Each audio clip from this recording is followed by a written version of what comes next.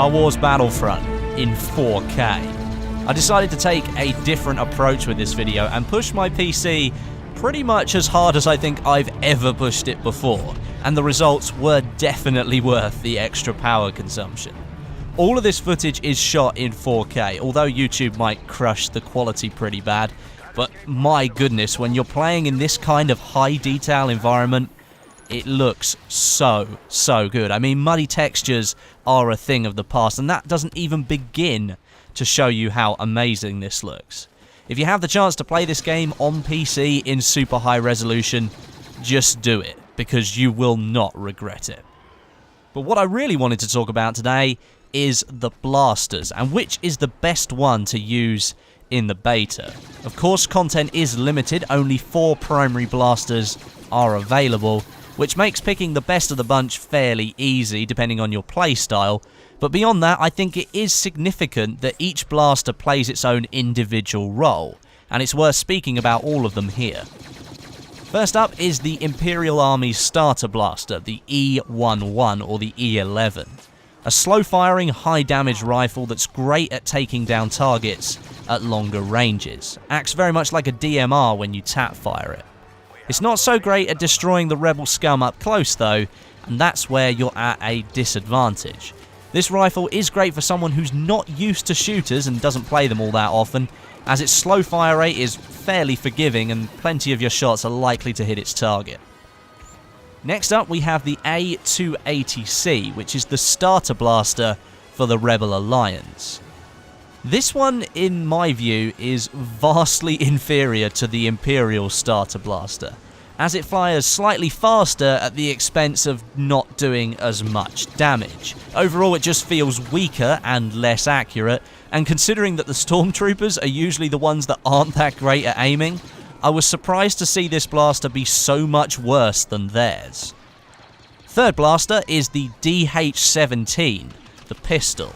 This thing is a close quarters beast, there's no other word for it, dealing some awesome damage with a fairly high fire rate, but not so high that you end up losing control of it. It makes a great weapon to use around objectives like the uplinks on Walker Assault and the pods on Drop Zone. If you keep yourself hidden and when someone goes for that objective, jump out and blast them to their death. It won't take very long. And finally we have probably the best of the lot, at least for me anyway, this is just my opinion. This is the DLT-19 Heavy Blaster, and it looks so reminiscent of the MG42 from World War II, and it probably packs a similar sort of punch. Its insanely high fire rate, coupled with a fairly decent damage output, this thing has the potential to deal massive damage to multiple enemies in a single burst. The first clip of this video is about 4 minutes long, and I end up taking out around 15 people or so with it, simply because it can drop its damage on enemies so fast.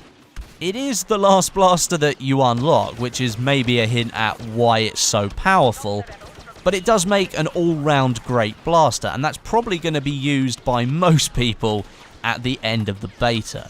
The DH-17 pistol is a worthy competitor to this, and I'd say in close range is probably better than the DLT. But the DLT is just so satisfying to use. You can kill people so quickly, and seeing that kill feed tick up at the bottom there is genuinely very satisfying. I do have a few gripes though. It's not all happy days, and as this is a beta, in true spirit of giving feedback, I'm going to give some feedback. I'd like to see the faster firing blasters like the DLT have a slightly faster overheat, as they can indict so much damage so fast, it often feels a little bit too easy to kill people. Now, I'm not going to give it the word overpowered, because I don't think it is overpowered, and it would only take a little bit of tweaking to make it an effective rifle against everything else. So I'm not going to call it overpowered, but I do think it needs a little bit of tweaking. Perhaps the DH-17 as well could maybe do with a little bit more spread on its shots, as it seems so accurate that aiming down sight is rarely ever needed.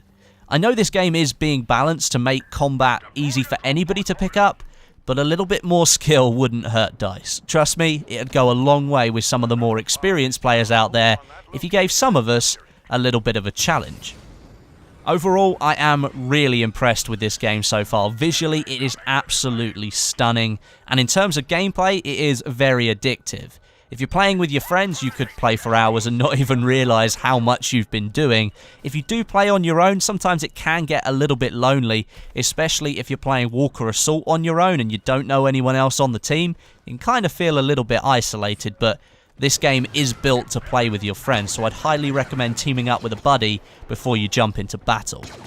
A lot of people have been asking me whether I'm satisfied with the combat. I know that this game is being built for everyone to play. It's not being built with a specific person in mind, somebody who's played shooters for 10 years or so. This game is being built for Star Wars fans, and not all Star Wars fans play games. So they need to make it sort of entry level so that somebody can pick it up and play it straight away.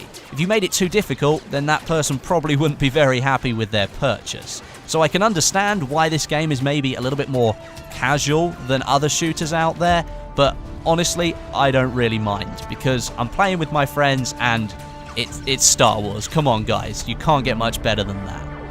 Thanks very much for watching. I hope you enjoyed it. Leave me a thumbs up down below with a comment today. Let me know how pumped you are to get into the beta. But until next time, my name is Westy, and I'll catch you guys in the next video.